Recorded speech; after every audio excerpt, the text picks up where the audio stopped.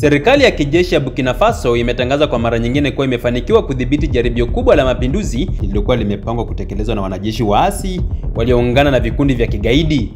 Taarifa hiyo imetolewa rasmi na Waziri wa Usalama Mahamoud Sana kupitia runinga ya taifa, ambapo alieleza kuwa njama hiyo ilikuwa na lengo la kupindua utawala halali na kusababisha machafuko ya kitaifa katika nchi hiyo ya Afrika Magharibi. Kwa mujibu wa Waziri Sana, shambulizi hilo lilikuwa limepangwa kufanyika Aprili 16 mwaka huu, likiongozwa na wanajeshi waliotoroka jeshi na waliosajiliwa kwa msaada wa wahusika walioko nje ya nchi. Lengo kuu lilikuwa kushambulia ikulu ya Rais Ibrahim Traore kwa wakati mmoja na mashambulizi mengine ya kigaidi katika maeneo tofauti ya kitaifa ili kuharibu miundombinu ya kijeshi, kusambaratisha taasisi za serikali na kuanzisha hali ya mtafaruku mkubwa. Waziri huyo alilitaja kwa majina baadhi ya watu waliotajwa kuwa ndio walioratibu njama hizo, ikiwa ni pamoja na Kamanda Johnny Compaore na Luteni Abdurrahman Bari, wote wakidaiwa kuwa ni wanajeshi wa zamani waliokimbilia nje ya nchi baada ya kuasi. Serikali ya Burkina Faso inadai kuwa watu hao wako chini ya Cote d'Ivoire, hasa katika jiji kuu la Abidjan, ambako wanadaiwa kupokea msaada na ulinzi kutoka kwa watu wenye ushawishi mkubwa wa kisiasa. Sana alitoa shutuma kali kwa serikali ya Cote d'Ivoire chini ya Rais Alassane Ouattara, akisema kuwa nchi hiyo imekuwa hifadhi salama kwa maadui wa Burkina Faso, huku akidokeza uwepo wa uhusiano wa karibu kati ya utawala wa Abidjan na mataifa ya Magharibi, hasa Ufaransa, ambayo yamekuwa yakikosolewa na serikali ya Traore kwa kuingilia masuala ya ndani ya nchi za Sahel.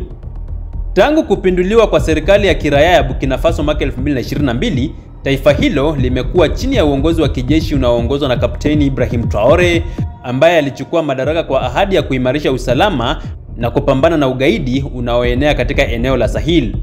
Hata hivyo, utawala wake umekuwa ukikumbwa na jaribio moja baada ya jingine la mapinduzi, ikiwemo lile la Septemba mwaka 2023 lililoshindwa kufanikiwa dakika za mwisho. Mazingira haya yanaongeza mvutano katika eneo la Afrika Magharibi, ambapo mataifa yanayokumbwa na mapinduzi mara kwa mara kama Mali, Niger na Burkina Faso yameunda muungano wa kiusalama wenye msimamo mkali dhidi ya ushawishi wa nje, hususan kutoka Ufaransa na Umoja wa Ulaya.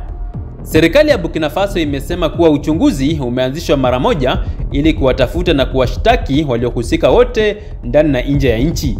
Katika hotuba yake, Waziri Sana alithibitisha kuwa baadhi ya washukiwa tayari wameshakamatwa na wanaendelea kuhojiwa. Pia, walinzi wa rais na vikosi vya usalama vimeimarishwa katika maeneo nyeti ya serikali. Kwa mujibu wa taarifa kutoka kwa duru za usalama, vyombo vya kijasusi vilifanikiwa kupata habari za ndani kuhusu njama hiyo kupitia vyanzo vya kuaminika, jambo lililosaidia kuzuia kutekelezwa kwa shambulizi hilo kabla halijaanza.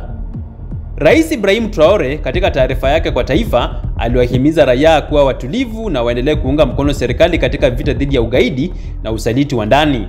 Alisisitiza kuwa serikali haitayumbishwa na majaribio ya kuhujumu uhuru wa taifa na kwamba hatua kali zitachukuliwa dhidi ya yeyote anayeshirikiana na maadui wa Burkina Faso. Tukio hili linatoa ishara ya kuendelea kwa changamoto kubwa za kisiasa na kiusalama zinazoikumba Burkina Faso na ukanda wa Saheli kwa ujumla. Mvutano wa kisiasa kati ya serikali za kijeshi za eneo hilo na majirani wao wanaoegemea upande wa magharibi huenda ukaongezeka, hasa iwapo shutuma dhidi ya Cote d'Ivoire zitadhibitika. Kwa sasa, dunia inaendelea kufuatilia kwa karibu jinsi Burkina Faso itakavyokabiliana na hali hii ya wasiwasi, huku suala la usalama na uhuru wa kitaifa likibaki kuwa ajenda ya kwanza kwa serikali ya kijeshi ya Traore.